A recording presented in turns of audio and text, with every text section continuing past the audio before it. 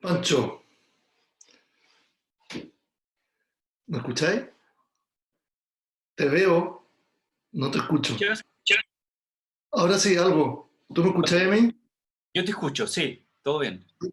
Súper, ¿cómo estáis? Bien, acá estaba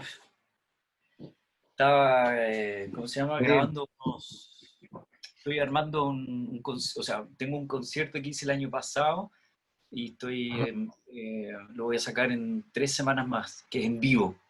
Entonces estoy Bueno, corrigiendo algunos detalles que tiene. estáis ahí en tu home studio, veo. En mi home studio, sí, acá trabajo todos los días. Ahí fue donde, me imagino, donde fue, no sé cómo se llaman. Hiciste una tocata en Instagram hace como 2 semanas. Sí, Estamos, sí, acá mismo. Sí, el mismo estamos lugar. grabando, ¿Qué cosa? estamos grabando por si acaso empezar toques. Ah, ok, ok, cool, dale. Buena, sí, oye, yo vi esa tocata y la encontré bien, ¿cómo es la palabra que quiero? Bien así como acogedora, ¿cachai? Ajá. Es como, es súper especial ver a los, lo digo como un fan de artistas, poder ver a los artistas eh, así como en la casa, ¿cachai? Como en el ambiente de ellos, ¿cachai? No como una cuestión así tan producida. Lo encontré súper, así como especial en ese sentido, y me gustó harto, así que... Sí, sí, quiero eh, hacer, el viernes voy a hacer otro, pero ¿sí? más largo, más cantado. La otra vez fue como más bla bla y algunas canciones y ahora quería ya tocar más, preparar más canciones. ¿Cómo se te ocurrió esa idea? Del acústico, Sí, la del Instagram y toda la onda esa. Ahora como que, bueno, con toda esta cuestión del coronavirus, que están todos en la casa, como que están todos haciéndola, pero...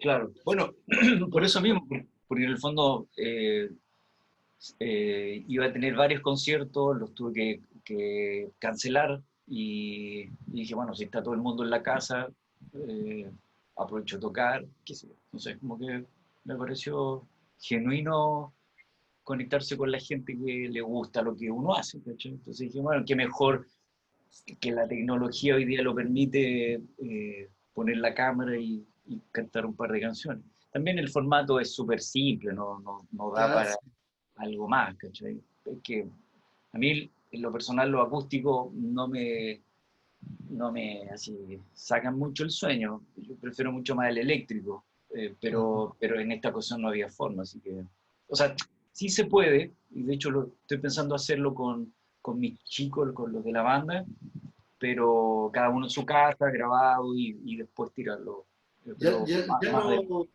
ya lo han probado, ¿no? Porque he escuchado yo con mi banda, queríamos hacer lo mismo, y el primer comentario que surgió fue, no se puede por la latencia. ¿Ya lo probaron? El formato así en línea entre los cuatro o cinco y...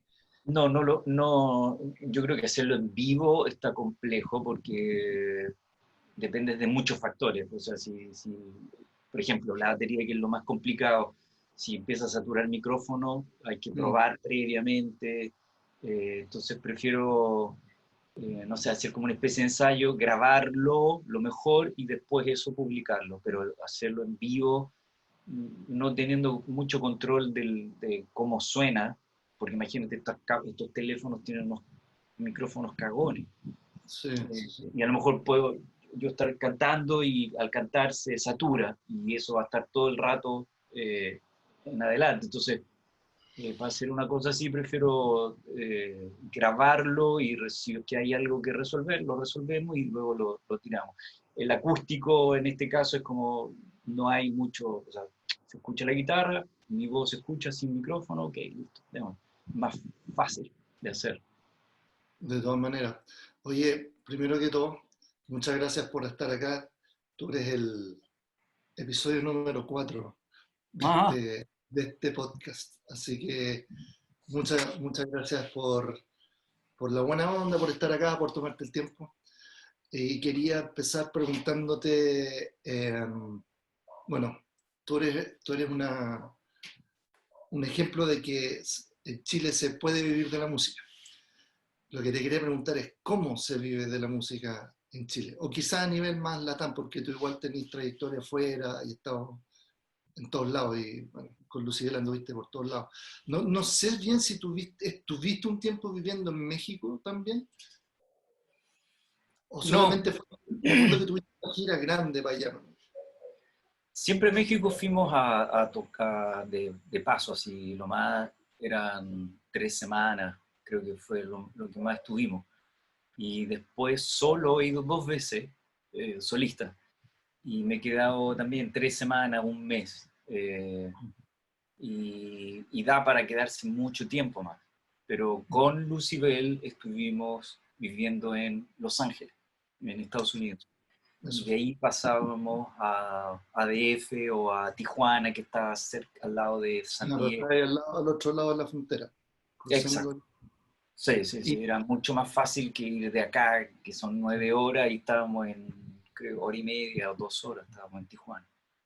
y, digamos, poniendo en la balanza esas dos como mundos, porque, o sea, esos tres mundos en el fondo, Estados Unidos, México y acá. ¿Cómo es tu, quizás se podría empezar contando cuando empezáis tu etapa solista, cómo fue empezar independiente? Me imagino que tú ya tenías ahí una red armada, tenías una cierta infraestructura, quizás, no Ujú, sé. ujú. Entonces, te quería preguntar todo eso, cómo fue esa empezada de cero, quizás? A ver, muy a pulso. Primero me quedé un año, me devolví de Los Ángeles a hacer demos aquí en Chile. Ujú. Y ya cuando sentí que, que las canciones estaban ok, armé una especie de banda, me fui al estudio, grabé y lo saqué con un sello del momento, Feria Music. Sí, me acuerdo eso, sí. Salió De el nombre. disco y sacamos un primer single y ahí lo primero, o creo que fue lo segundo, no recuerdo bien, estamos hablando del 2006. No sé si lo primero o lo segundo que hice, ahí tengo la- tendría que buscar qué año que fue primero, pero me tocó hacer ¿cómo se llama? Este festival que se hace solo de música de bandas chilenas en el Estadio Nacional, No me acuerdo la cómo se llama. Cumbre del Rock. La Cumbre del Rock. Me invitaron y a hacer la Cumbre del Rock y fue un momento me acuerdo, estando antes de subir a tocar, deben haber habido unas 30.000 personas. Y sentí un pánico y un vértigo que hacía mucho tiempo que no sentía, porque fue como por primera vez admitir y aceptar de que ya no estaba con la banda, que estaba solo y que iba a salir a defender un disco que acababa de salir. Ujú. El single llevaba menos de un mes o 2 meses. Y entonces, nada, te digo, fue fue súper, entré en pánico, de verdad, era como, ok, hay que hacerlo, y salí, hice lo que había que hacer, y no tengo mucho recuerdo, había mucha gente, pero era por primera vez, además enfrentarlo como frontman solo, pues haberlo hecho con la banda, nosotros, Ujú. tuvimos un último disco que se llamó Lumina, y Ujú. ahí habían 3 canciones mías. Entonces, durante toda esa gira de 2 o 3 años de Lumina, canté un montón en vivo, digo, adelante, y que era una situación súper incómoda para mí, porque mientras estaba con Lucy, él tenía que tocar la batería, obvio, y después salía en algún momento a cantar, y son dos cosas totalmente diferentes, son energías distintas. Entonces, me tenía incómodo esa situación, pero ahora esta era la primera vez que lo hacía solo, y ya no estaba ni Claudio, ni estaba Eduardo, estaba con mis otros músicos, y fue como, ahí tuve un vértigo grande, pero en el fondo así partió mi historia solista, o sea, como con un vértigo gigante, pero con las ganas de hacerlo, creyendo al 1000% de lo que estaba haciendo, creía al 1000% todavía en las canciones, que en el fondo son tu escudo para salir a tocar. Si estás ahí es porque crees mucho en lo que estás diciendo, en lo que estás tocando, y sales a defenderlo. A partir de ahí, todo lo que vino después fue mucho más tranquilo, mucho más relajado. Después los conciertos que empecé a hacer, me acuerdo que hice en La Hoz, hicimos el lanzamiento los meses después, pero son, no sé, lugares de 800 personas, o sea, mucho más tranquilo, digamos, no 30.000 de golpe. No sé si me explico con la idea. Sí, sí. Em, ¿qué cosas tuviste así como, tuviste, me imagino, obstáculos que vencer en términos de, digamos, de gestión, si se quiere, no sé, por ejemplo, no sé, armar la banda, quizás la relación con los dueños de los locales, no sé. ¿Cómo fuiste armando esa, o no sé si la tienes en realidad, esa como una infraestructura para operar? ¿O trabajas como por proyectos? ¿Cómo es tu forma un poco de trabajar? Sí, voy por disco. O sea, cuando ya sé que, o sea, que estoy en el estudio y que me queda un mes y medio para salir, por ejemplo, ya empiezo a pensar, ok, voy a necesitar una encargada de prensa. Hay periodos en donde esa encargada de prensa se mantiene 2, 3, 4 años conmigo. Hay veces que no, y entonces tengo que buscar quién puede ser. Uh-huh. Lo mismo con las bandas. Estar solista también te permite cambiar de músico, en caso que lo necesite. Y coincidentemente me ha pasado que cada vez que hago disco, he cambiado de músico, por distintas razones. Uh-huh. Eh, quizás la, fíjate lo que voy a decir, quizás la dificultad más grande es uno mismo, en el sentido Uh-huh. de tener la visión de ver las cosas. O sea, eh, hubo mucho rato, por decirte una tontera, que estuve los primeros 3 discos solistas o 4 discos solistas, no quería saber nada de Lucibel, nada, ni me Uh-huh. hablaran de la banda. Digo, las cosas terminaron muy mal, Uh-huh. mi relación con el vocalista era terrible, entonces no quería saber de la banda. Y por otro lado, estaba tocando en vivo y cada vez que llegaba a un local, el tipo del club me decía, pero ¿puedes tocar alguna de Lucibel? ¿Qué sé yo? No, Claro. no, de ninguna manera. No, no, no, yo ya soy un ex Lucibel, un Y, ex Lucibel. y ahí te Y, tildaban de Dios, seguramente. y mi nuevo disco se llama Laberinto, o se llama Aquí Ahora, lo que sea. Y me negué mucho tiempo. Y después, creo que después de 8 o 10 años, me di cuenta que era yo el que estaba pegado con este rollo y que en el fondo había que soltar y que, ¿por qué no? Si yo también fui y aún para un montón de gente soy un ex Lucibel. Entonces, Uh-huh. y empecé a retomar esas canciones, las clásicas, empecé a hacerlas en vivo y es bonito reencontrarse con eso, me lleno de recuerdos, de buenos recuerdos y a la gente le encanta. Eh, el productor queda feliz y, y a eso me refiero, con que a veces uno mismo el que no tiene la suficiente visión para ver cosas. Cuando estás en una banda, todos piensan en la banda, por lo menos así era en Uh-huh. la banda. Cuando éramos un cuarteto, los 4 con el manager, cuando éramos un trío, los 3 con el manager. O sea, digo, éramos 4 o 5 personas pensando el proyecto. Entonces, si uno no está con la visión correcta, bueno, va otro y toma la batuta y sigue adelante con la mejor idea. En este caso, dependo 100% de mí. Eh, y, y eso a veces te pasa la cuenta, a veces uno no se da cuenta porque es muy difícil estar siempre en lo correcto, uno se equivoca constantemente.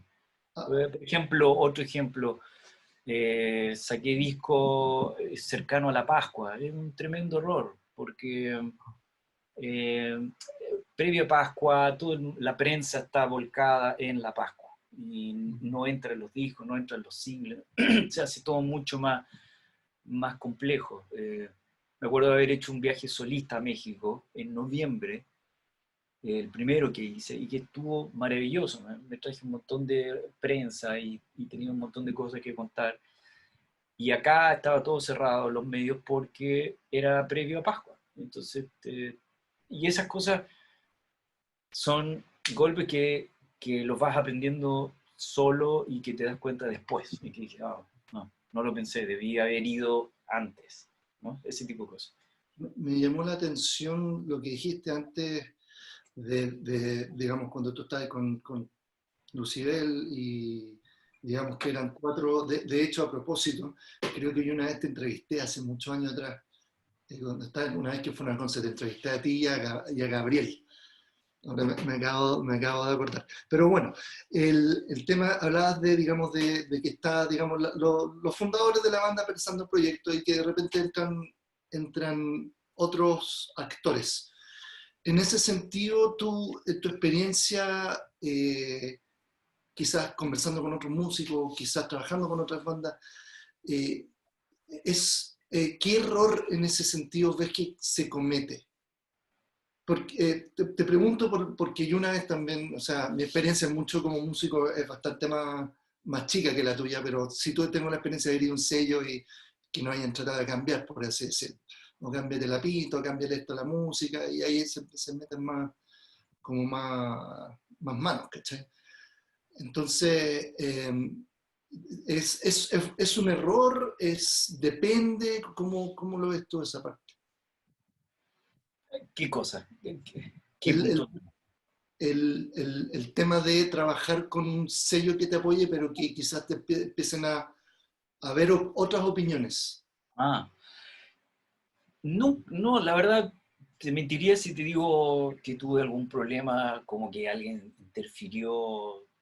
No, siempre es como mucho respeto y mucho de...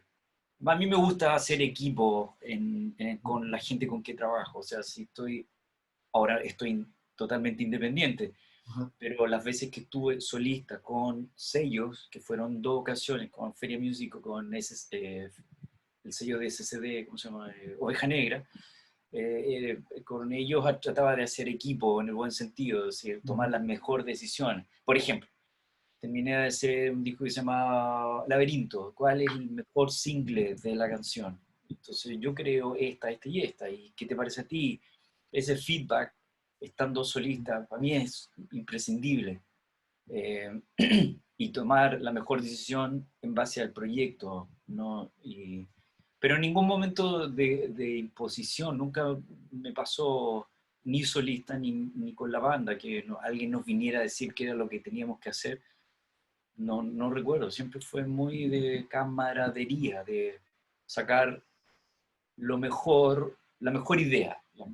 Si a lo mejor yo decía, bueno, voy a hacer el lanzamiento en el Teatro X, iba ahí alguien del sello y me decía, bueno, no, pero ¿y qué tal este otro lugar, que es una discoteca, que es, qué sé yo, ese tipo de cosas? Ah, sí, en realidad no lo había visto así. No, no.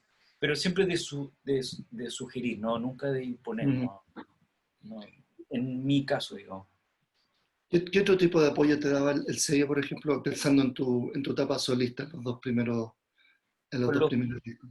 sí, bueno, estamos hablando del 2006, 2008, 2010, que esos tres discos los saqué Ujú. con sello. Era el clásico, era, ok, Francisco, decidíamos el single, se enviaba ese single a las radios, en esos días había un encargado que hacía eso, alguien que iba a cada radio, dejaba la canción y luego, ok, me hacían una agenda y esa agenda me tocaba ir a la gran mayoría de las radios. O, ok, a la siguiente semana tenía que estar 2 o 3 días haciendo Ujú. llamados a radios de regiones. Yo soy un Ujú. listado de 20, 30 radios. Entonces me iba todos los días completos a hacer entrevistas para regiones.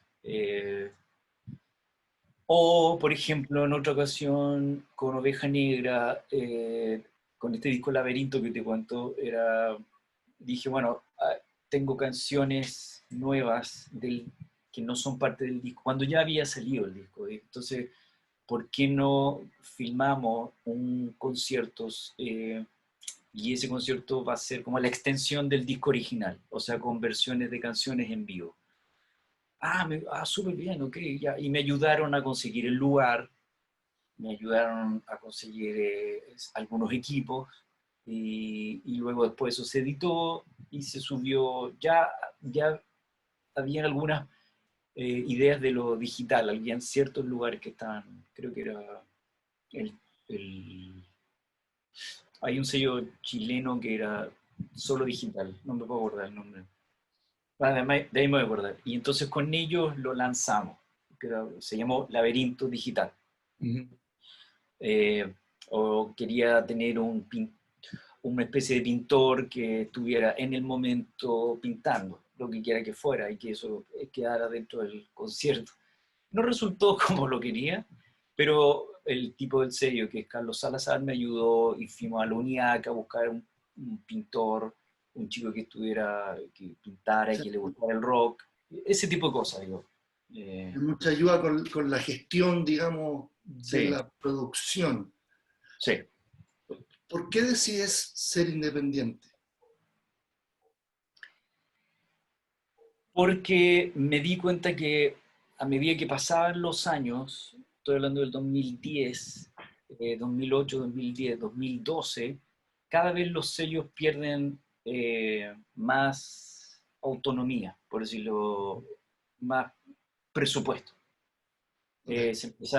Ese periodo fue súper difícil para los sellos. O sea, Oveja Negra se acabó, eh, y Feria Music también se terminó porque no había presupuesto, porque estamos pasando del CD a escuchar música en digital.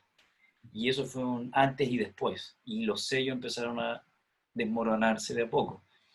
Digo, yo no sabía esto, ni lo intuí, pero cuando me vuelvo de Los Ángeles a Santiago y saco mi primer disco, eso yo lo empecé a sentir porque lo digital se venía, y mi primer ejercicio con Feria Music era un sello que no tenía la infraestructura que tenía Warner o que tenía EMI, que era donde yo había trabajado, es donde estaba acostumbrado. Entonces los presupuestos eran si hago la relación, era Warner, era así, eh, Feria Music era así. Y lo mismo eh, Oveja Negra. Oveja Negra, y obviamente, bueno, uno se adapta, Ujú. eh, y te empiezas a dar cuenta que, claro, estaba el otro sello, pero todos eran sellos chicos en comparación a estos monstruos multinacionales, chicos de nuevo, en infraestructura y por sobre todo en presupuesto y en gente que trabaje. Ujú. O sea, en EMI habían, no sé, man, 25, 30 personas trabajando, en Warner quizás 20, 25. Acá en Feria Music eran 4, y en Oveja Negra eran 2 o 3. Entonces, empiezo a ver esto, y digo, bueno, o sea, si yo tengo una encargada de prensa y tengo un manager, ¿por qué tendría que estarle pasando un porcentaje a un sello que no tiene injerencia, no tiene un poder adquisitivo para hacer lo que yo mismo puedo hacer solo? Ajá.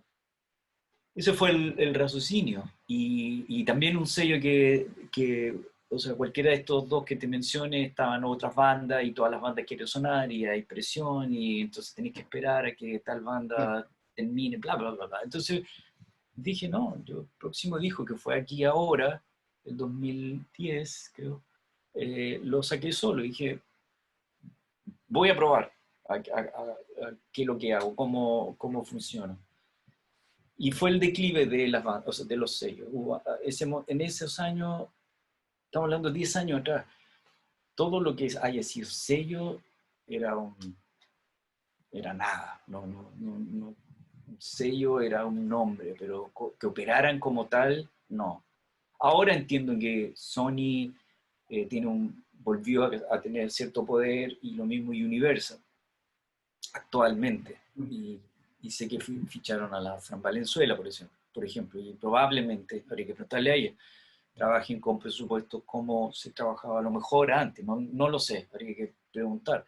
Pero si tú miras los sellos, aparte de las multinacionales, la realidad es súper básica y súper minimal. Entonces, de nuevo, es como la encargada de prensa tiene que lidiar con 20 o 25 artistas. No le da el tiempo. Entonces, mi raciocinio fue, si yo tengo una encargada de prensa que vele y trabaje con mi proyecto, bueno, quiero pensar de que va a haber mejor resultado. Así he estado trabajando. ¿Cómo es en términos digamos, no lo artístico, pero así como de pega? ¿Cómo es la pega de sacar un disco? ¿Cuáles son las etapas? Así, un disco solo en el fondo. ¿Cuáles son las etapas que estáis siguiendo más o menos? ¿Cuáles son las cosas que tenéis que resolver? Ya sabemos que te consiguen los músicos, que tienes que conseguir, digamos, una persona que te ayude con prensa. ¿Qué otras cosas tenéis que ir resolviendo en el camino, por ejemplo? Eh, a ver, bueno, ahora estoy en ese periodo en donde estoy a puertas de armar un nuevo disco, un nuevo proyecto, que no sé cómo se va a llamar, cuántas canciones va a tener, etc. Eh, pero lo primero es empiezo a componer, empiezo a armar demos, y luego es muy de casa, muy de trabajar acá, y de ver hacia dónde quiero ir, qué, qué cosas diferentes hacer de mi disco que el anterior, Más Humano, que es el último. Dijeron, ok, si Más Humano es crema rock con electrónica, bueno, quizás ahora el nuevo disco debería tener mucho más electrónica. Y empiezo a avanzar hasta que, no sé, 5, 6, 7 meses más, ya voy a tener un abanico de 10, 15 canciones. De ahí entro a estudio, busco qué estudio sería el ad hoc para lo que estoy haciendo en el momento, con qué ingeniero voy a trabajar. Ahí tomo entrevistas y soy muy visceral. Tenés ¿Mm? tu red de gente a la que puedes llamar en el fondo. Y gente que no conozco, pero que lo tengo en el radar. Ah, ok. Digo, este tipo está haciendo cosas interesantes, voy y lo llamo, Ujú, soy aquí, me gustaría ir a verte a tu estudio, y ahí veo si me funciona o no. ujú. A grabar discos siempre uno es necesario tener un ingeniero que te ayude, o un productor. Y luego ver con quién necesito, te estoy inventando, necesito un trombón, voy y consigo un trombón con quien quiera necesito un cuarteto de cuerda, voy y consigo un cuarteto de cuerda. Como que empiezo a ver las cosas un poco más adelante. Y luego entro a estudio, salgo del estudio y se viene, ok, tengo que hacer diseño de disco. ¿Cómo se va a llamar el disco? En el caso anterior, Más Humano. ¿Por qué Más Humano? Y ahí empiezan un montón de preguntas, pero todo siempre en el rollo más artístico, Ujú. y que es muy entretenido, que es, a mí la parte de ser músico es lo que más disfruto lejos. O sea, me encanta tocar en vivo, me encanta todo lo que es la prensa, hacer promo, pero lo que más disfruto es esto, estar en casa y generar nueva música y crear.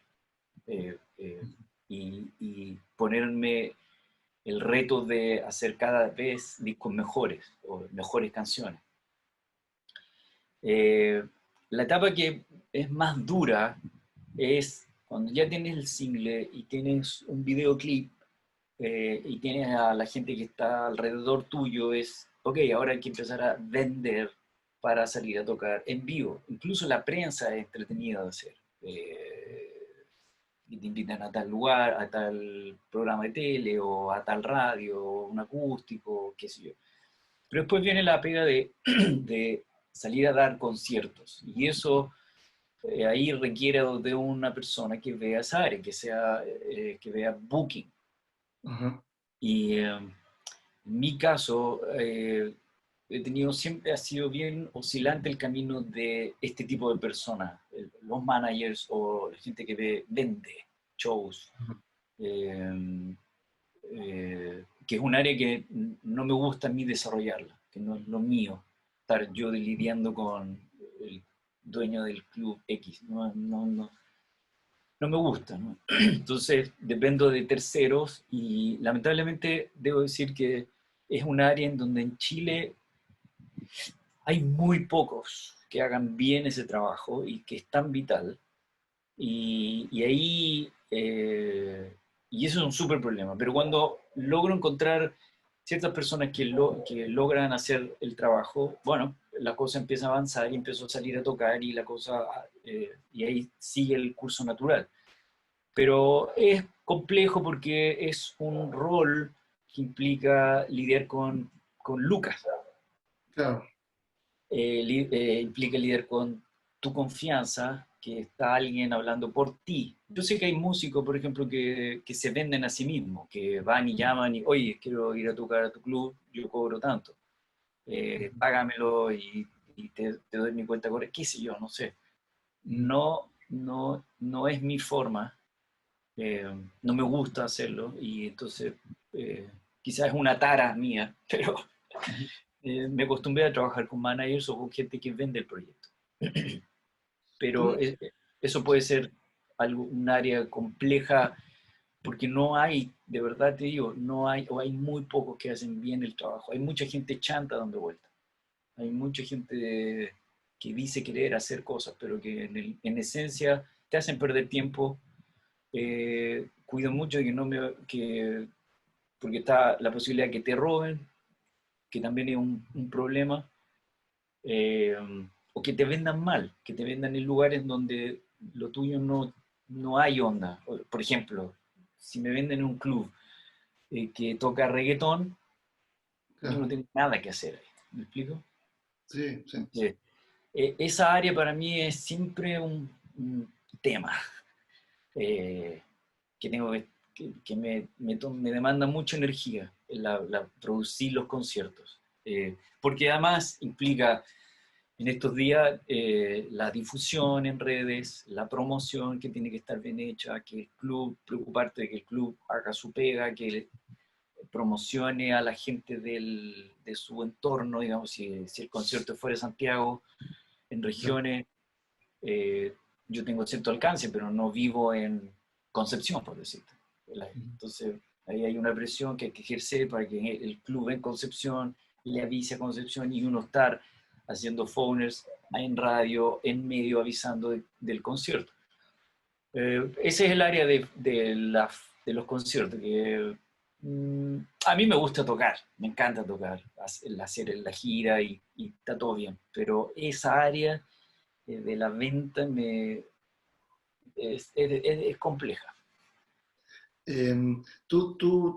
Cuando dices que hay mucha gente chanta o no hay buenos bookers o managers acá en Chile, que estoy de acuerdo, em, ¿te pegaste algún porrazo en ese sentido? ¿Tenés como algún, ok, este gallo no me da confianza? ¿Tenés como algún sistema como para separar los que podrían ser de los que no podrían ser, si es que hace sentido lo que estoy preguntando? ¿O tenés tu gente de confianza con la que he estado siempre y No, estás con no, ellos? lamentablemente no, ha sido siempre gente que está un tiempo y que después por distintos motivos no sigo trabajando con ellos. Eh, no, es complicado porque lo que te decía, tienes que confiar, si es que hay alguien que está haciendo esta pega, usualmente tomo reuniones, me reúno, trato de entender cuál es la óptica de la persona, trato de entender de qué forma hace la venta, si me parece alguien confiable, y ahí empiezo a experimentar. Y hay veces, nunca no te puedo decir me han estafado porque nunca me ha pasado, Sí, obviamente cosas como que se retrasen los pagos y que una lata, porque tu equipo te está esperando, pero no nada grave, digamos, afortunadamente. Eh, eh, pero de esa forma, así como en reuniones y después empieza una dinámica de trabajo y ahí es lo posible. Yo soy súper exigente, entonces estoy, si no todos los días, día por medio, bueno, ¿cómo vamos con esto? ¿Cómo vamos con esto otro? Y ahí me empiezo a dar cuenta de si es gente que es profesional, que hace las cosas bien, o si son puras palabras y ahí puede ser que empiece a perder el tiempo, que una lata. Pues, pusiste confianza, etcétera, etcétera. Pero bueno, es parte del ejercicio y me acuerdo una vez tuve un periodo largo que fuimos re amigos con Cerati. Y estaba en Buenos Aires y lo fui a ver tenía una oficina. Y lo voy a ver así, ¿cómo está ahora? 8. Y estaba mal, estaba súper complicado, estaba con ese disco Bocanada. Y noté que estaba extraño y le pregunté y me dijo que había tenido un enfrentón con su manager y nunca había contado esto, pero me acuerdo. Y su manager de la época y estaba friqueado porque se le venía la gira con ese disco Bocanada y no tenía manager. Probablemente para Cerati en ese momento no iba a ser un problema conseguir un manager, pero hoy día que estoy solo y que dependes de un rol tan importante como un manager o alguien que te venda, me acuerdo de esa imagen y digo que por supuesto que es jodido que en un momento como que uno esté sacando un disco te quede sin manager. Es decir, son roles súper importantes. Y vuelvo a repetir, eh, en Chile hay muy poca gente haciéndolo en términos profesionales y eso es un problema. Oye, y considerando, ahora, cuando hablabas hace poco de cómo haya cambiado la industria musical desde que los sellos, la transición hacia digital y ahora streaming, ¿qué consejo le daría ahí a alguien que está partiendo ahora? Porque en el fondo la gente de la edad de nosotros tuvo la suerte de que era un poco más masiva la exposición para construir un fanbase. Ahora la forma de construir ese fanbase cambió. Tenéis que ocupar otras herramientas, no tienen los apoyos de los sellos, si eres independiente es aún más trabajo, más pega. Entonces, desde esa perspectiva, ¿tenía algún consejo, algún aprendizaje para la gente que está empezando ahora? ¿O que está buscando profesionalizar un proyecto ahora? Qué difícil dar consejos, yo no soy, o sea, puedo hablar de mi experiencia, que es lo que hemos estado conversando todo este Sí, de tu rato. experiencia, por supuesto, sí. Pero sí noto que hay la generación más los millennials, no les llamemos millennials, la gente más joven, digamos, de 20, 16, 20 y tantos, noto, estamos generalizando, pero noto que quieren todo ahora ya. Eh,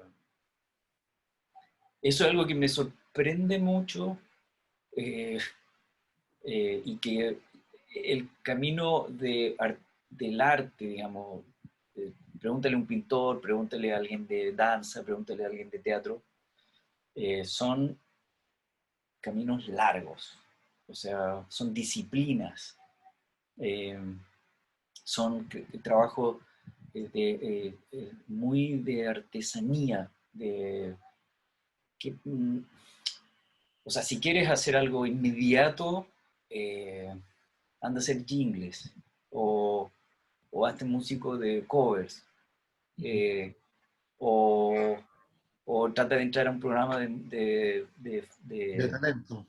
¿eh? De talentos. De talento. si es el horizonte, bueno, está en esos caminos. Yo vengo de una generación en donde las cosas toman tiempo y eh, más allá de esa generación, cuando tú ves que es un oficio y ves que analizas cualquier, de nuevo, algún pintor o alguna persona que está, un escultor o escritores que están dedicados a el arte de escribir, son caminos largos, tú dedicas tu vida ahí. Entonces mi sugerencia es si quieres vivir de esto y no te dan las lucas, bueno, busca una pega que te permita hacer tu vida mientras puedes escribir o hacer música o pintar o lo que sea. Porque ponerle esa urgencia de que yo quiero ser exitoso, por decir una estupidez, porque ¿qué es eso del éxito? Eh, eh, el camino está errado, está súper errado. No, yo no hago esto porque obviamente quiero que me vaya bien, quiero que la gente escuche lo nuevo que estoy haciendo y que escuche mis otros discos, etc. Pero no es mi punto central. Mi punto central, lo que te decía hace un rato, yo disfruto haciendo esto. Me he sacado la cresta desde que tengo 15 años para poder estar hoy día en mi casa haciendo esto. Eh, Nadie me lo ha regalado, entonces eh, digo, hay que mirarlo con que la vida es larga y con que si tienes 15 o 20 años, bueno, te quedan 10, 20, 30 años más para desarrollar lo tuyo, para hacerlo mejor, para aprender. Creo que nunca uno tiene que parar de aprender. Entonces, si uno lo considera como un oficio, no solo yo, sino el pintor, el escritor, todos te van a decir algo muy similar. Las artes tienen eso, que es la disciplina y que es de largo aliento. Y si entre medio te empieza a ir bien, maravilloso, qué bueno. Quiere decir que te juntaste con la gente idónea, que muchas cosas convergieron para que eso pasara. Pero si no, hay que tomarlo de largo aliento, porque si no es súper frustrante, súper decepcionante en países como los nuestros. No estamos en Europa, no vivimos en Europa, no vivimos, no somos Estados Unidos, somos Chile, el último país de Latinoamérica, con una cordillera gigante, con vecinos que es muy difícil penetrar nuestra música en Argentina, con Perú hay una relación un poco más atractiva, pero para los chilenos que queremos salir está Colombia o México, y son 5, 9 horas. O sea, y tienes que lidiar con todo lo que pasa acá, que los sellos son chicos, que el público, estoy generalizando, pero hay una mala costumbre de que quieren ir a conciertos gratuitos todo el tiempo, y tienes que lidiar con un montón de cosas que son parte de la idiosincrasia, eh, para bien o para mal. Pero digo, a toda esta gente es como, no, es, el éxito inmediato es una tontera, es una burbuja. ¿Qué es el éxito? Que te llegue Lucas o que aparezcas en tele. Todo es efímero en ese sentido. Hacerte un nombre en la historia de tu país o afectar a una o dos, tres generaciones, si es el objetivo, toma mucho tiempo. Y no hay un límite, creo yo. O sea, en la medida que cumpla 50, 60, 70 años y logro seguir haciendo música, va a ser un súper logro. No veo por qué pueda parar si es que está en la intuición de seguir generando música. Admiro a los músicos que hoy día tienen 60, 70 años y que todavía están haciendo lo que más les gusta hacer. Ya, hablemos de Paul McCartney Mick o Jagger, ¿eh? Mick Jagger. Jagger los Pink Floyd, cualquiera de los Pink Floyd, Gilmour o Roger Waters o qué sé yo, Bob Dylan, etcétera. Todos los que ya la hicieron y que siguen en esto de la música. Estoy mencionando los más grandes, pero hay un montón de gente que sigue haciendo la música, como un pintor sigue pintando hasta que le dé, o un escritor sigue escribiendo hasta que lo haga. Eso, de nuevo, es un arte, y en eso no se transa. El arte no depende del éxito, el arte es tu vida conectado es una pasión. Eso, la pasión es vital para esto. Oye, dos preguntas antes de ir terminando. ¿A quién le estás diciendo que no en este minuto de tu carrera? ¿Qué le estoy diciendo que no? Ah, buena pregunta. Mm, Hay situaciones en las cuales voy a estar incómodo, eh, que no me hagan sentir bien. Por ejemplo, eh, hacer una gira a México, por ejemplo, que me tome 3 meses, no lo tomaría porque tengo mi familia, tengo mi hija y no quiero estar lejos de ellos.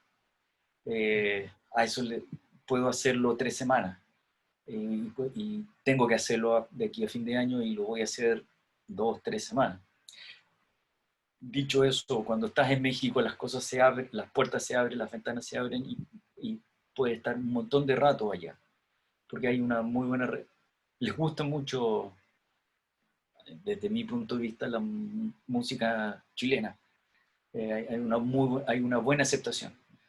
Pero eso no lo haría porque para mí mi familia está, hoy día es importante, entonces no estaría en una situación incómoda de ese tipo, por ejemplo. O no me pidan que haga reggaetón porque, ¿cachai? No es lo mío, no me nace, me siento incómodo, no es un lenguaje que yo maneje. Oye, la última pregunta. Estamos ahora con toda la contingencia, está todo el mundo en medio de un experimento global de home office. Afortunadamente yo creo que la tecnología nos pilló más o menos bien parado en términos de que podemos hacer estas cosas online. Tú, sé que un poco jugar a ser futurólogo, pero ¿has pensado cómo se viene la mano para los artistas con esta cuestión? ¿Cómo lo ves tú o cómo te gustaría usar estas nuevas plataformas para complementar o desarrollar más tu carrera? O sea, encuentro que las plataformas que hay han sido súper benéficas para los músicos en general.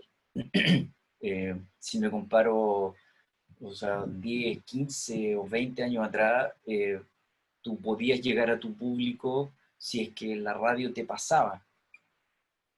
O sea, eso era depender o si la persona X del sello X le gustaba lo tuyo y decidía apostar por ti. Hoy día tú puedes grabar un disco en tu casa, te compras ciertas máquinas y puedes estudiar y llevarlo a cabo. Y puedes colgar tu canción en tus eh, plataformas. Puedes gestionarlo para que le llegue a más gente a través de ¿cómo se llama esta? Eh, Plataformas que comparten la música a Streaming, Spotify, stream, claro. Cloud, etc.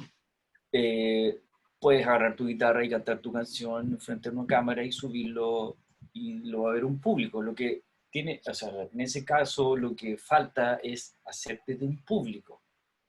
¿Cómo te haces de un público? Eh, Y ahí la pregunta. y ahí la pregunta, pero eh, tienes que mantener una constancia en el tiempo. Eh, de nuevo, no es inmediato. A no ser, lo que sí hay un tema que es súper jodido en el sentido de que se compite con proyectos de música que tienen a lo mejor mucho capital. Y un proyecto, si por ejemplo tú, Renzo, fueras millonario por estamos en una situación inventando.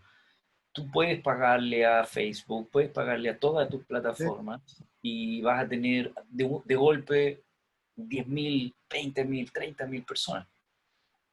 Eh, Pero, ojo, yo creo que eso es un mito porque, lo digo por lo siguiente, yo trabajo en marketing y la mentalidad es como un poco parecido a lo que dices tú, que yo voy a comprar un público en el fondo.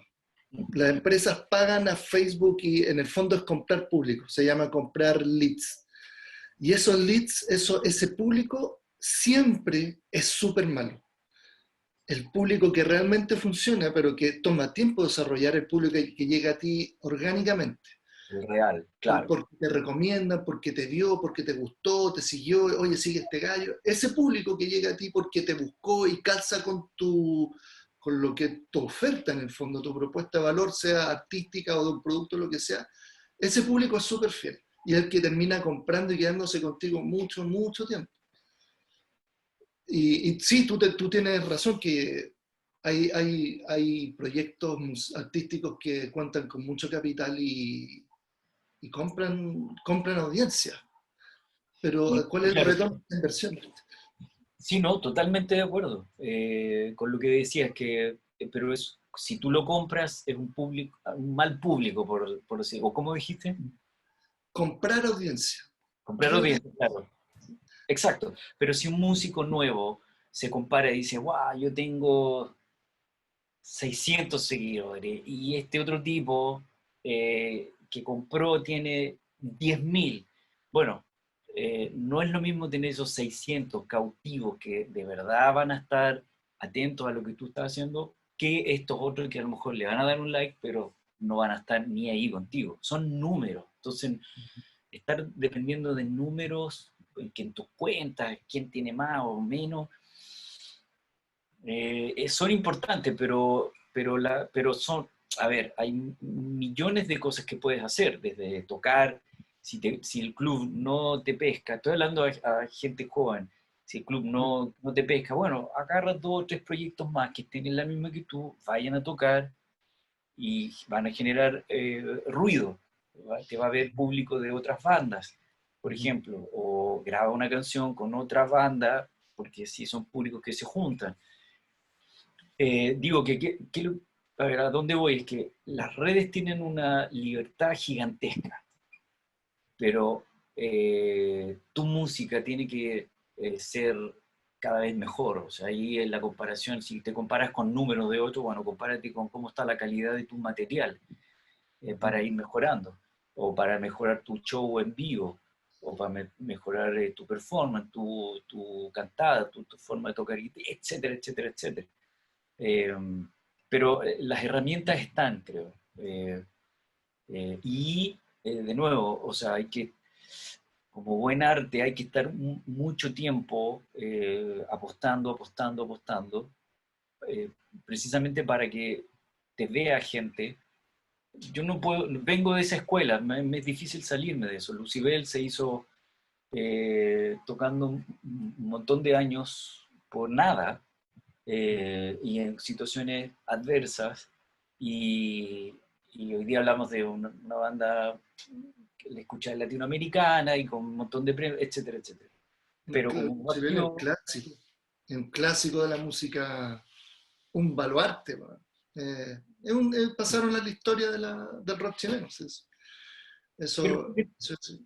fíjate, bueno, de las bandas que a mí me gustan, la gran mayoría parten de esa forma, no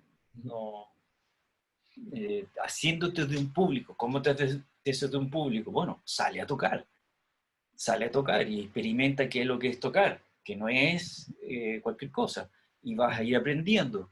Y si te ven 2 personas que les gusta, bueno, esas 2 personas te van a seguir. Y así, si necesitas un trabajo, busca un trabajo paralelo para que puedas seguir en este camino. Si es que no tiene el poder adquisitivo para aumentar esos números. Pero hoy día yo creo que puedes hacer música con un presupuesto básico mínimo, puedes hacerlo en tu casa y eres autónomo de tu material, no tienes que preguntarle nada a nadie. Eh, pero ciertamente la colaboración con los otros siempre es vital, entonces siempre va a necesitar gente alrededor tuyo para otros músicos o alguien que te haga un video o alguien que te ayude a montarte en un escenario o qué sé yo, va a necesitar un luthier, etcétera. O sea, creo que las redes, vuelvo a la idea, las redes ayudan, pero hay una pega que uno tiene que hacer como músico que es estar en la calle y no simplemente estar en las redes todo el tiempo. Y eso implica salir a tocar, y eso implica golpear puertas. Y ahí la ansiedad es el peor enemigo. Por eso hoy creo que el camino es a mediano y largo plazo. Oye, Pancho, ya antes de terminar, cuéntanos de tu disco, Más Humano, que salió hace poco. Más humano, hoy no tengo más humano acá, pero bueno, más humano es lo último, lo saqué el año pasado. El año pasado, sí. Es un disco de rock con electrónica y he desarrollado hasta la fecha 3 singles que están ahí en YouTube, los videos. eh, y es un disco súper personal, se llama Más Humano porque creo que todas las letras apelan a sentimientos muy míos que después de verlos y levantar la vista y mirar a mi alrededor, creo que son de todos, son súper universales, como los que somos papás por primera vez.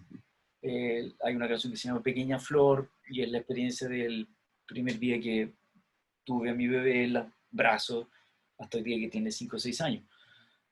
O hay otra canción que se llama Traición, que es súper personal. Me pasó que viví una traición muy fuerte y empecé a escribir sobre esos sentimientos de decepción, de dolor, y me he dado cuenta que la traición es algo muy frecuente y entonces son emociones súper humanas. Eh, eh, y se diferencia en ese sentido, las letras van en esa dirección, como algunas más espirituales, pero sobre todo teniendo la mirada de que cuando somos humanos, cuando hablamos de humanos, de personas, están esos sentimientos ahí, ahí a flor de piel y los traté de poner en el disco. Es un EP que tiene 6 canciones y está disponible en Spotify y todas las otras plataformas Súper. digitales.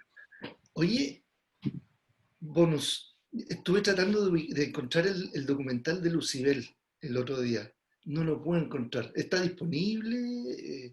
No, no, yo, yo entiendo que no está, que va a salir después del coronavirus. Ya, ok.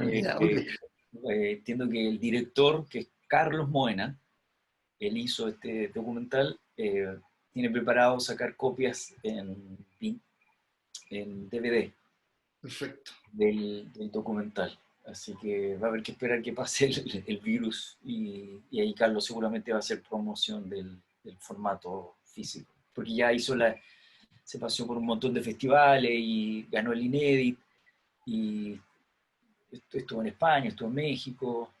eh, Así que ahora lo que le falta es la edición del DVD. Digamos. Perfecto. Francisco González, muchas gracias. ¿Dónde te encuentran?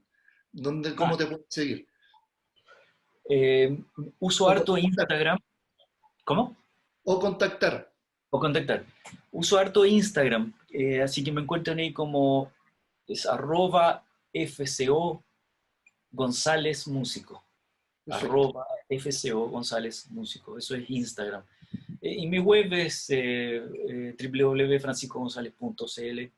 Ahí están todas las otras plataformas, Facebook y Twitter, pero Instagram es la que más uso últimamente. Y estoy ahí constantemente contestando y escribiéndoles para mantener una relación cercana. Francisco, muchas gracias. Espero poder conversar contigo en el futuro. Éxito con el proyecto nuevo que estás haciendo. Muchas A ver si gracias. comenzamos quizá el próximo año, cuando todo esto pase y que tengamos todo éxito. Feliz. Muchas gracias por todo lo que compartiste. Espero que le sirva a la comunidad. para eso estamos haciendo esto. Ojalá sí sea. No, súper entretenida la conversa. Así que nada, un súper placer y suerte ahí con estas charlas en YouTube. Y Gracias, saludos Juan. a todo el Que público estés muy que nos ve. Chao, hasta luego, que estén bien. Chao, chao. Chao, chao.